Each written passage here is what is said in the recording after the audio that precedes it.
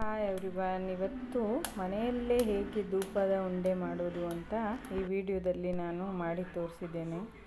ಈ ಒಣಗಿರುವ ಹೂಗಳನ್ನು ನಾವು ಸುಮ್ಮನೆ ವೇಸ್ಟ್ ಮಾಡ್ತೀವಲ್ಲ, ಅದರ ಬದಲು ಈ ಥರ ಒಣಗಿದ್ದ ಹೂವಿನ ದಳವನ್ನು ಪೌಡರ್ ಮಾಡಿ ಇಟ್ಕೊಂಡು ಮನೆಯಲ್ಲೇ ಅದಕ್ಕೆ ಸ್ವಲ್ಪ ಕರ್ಪೂರ, ತುಪ್ಪ ಬೇಕಾಗತ್ತೆ ಮತ್ತು ಧೂಪದ ಪೌಡರ್ನ ಮಾಡ್ಕೊಳ್ಬೇಕಾಗತ್ತೆ, ಸಾಂಬ್ರಾಣಿ ಪುಡಿ ಮತ್ತು ಸಗಣಿ, ಯಾವುದು ಒಣಗಿದ ಸಗಣಿ ಇದ್ದರೂ ಕೂಡ ಆಗುತ್ತೆ, ಅದರ ಪೌಡರನ್ನು ಸೇರಿಸ್ಕೊಂಡು ಆಗುತ್ತೆ. ಕೆಲವರು ಮರದ ಹೊಟ್ಟನ್ನು ಕೂಡ ಸೇರಿಸ್ತಾರೆ, ಅದು ನಾನು ಸೇರಿಸ್ಕೊಂಡಿಲ್ಲ.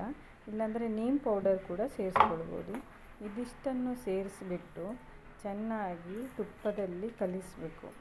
ಚೆನ್ನಾಗಿ ಕಲಿಸಿ ಮಿಶ್ರ ಮಾಡಿ ಉಂಡೆಗಳನ್ನಾಗಿ ಮಾಡಿಕೊಂಡು ಚೆನ್ನಾಗಿ ಉಂಡೆಗಳನ್ನಾಗಿ ಮಾಡ್ಕೊಳ್ಬೋದು.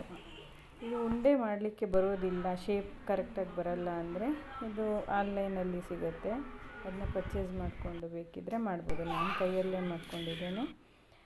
ನಂತರ ಇದಕ್ಕೆ ಈ ಥರ ಉಂಡೆಗಳನ್ನು ಮಾಡಿ 1-2 ಬಿಸಿಲು, ಚೆನ್ನಾಗಿ ಬಿಸಿಲಿತ್ತು ಅಂದರೆ 2 ದಿನ ಒಣಗಿಸ್ಕೊಂಡು ಮನೆಯಲ್ಲೇ ದೇವರ ಮುಂದೆ ಹಚ್ಚೋದ್ರಿಂದ ಮನಸ್ಸಿಗೆ ಒಂಥರ ನೆಮ್ಮದಿ ಮತ್ತು ಶಾಂತಿ ಕೂಡ ಸಿಗುತ್ತೆ ಅಂತಲೇ ಹೇಳ್ಬೋದು.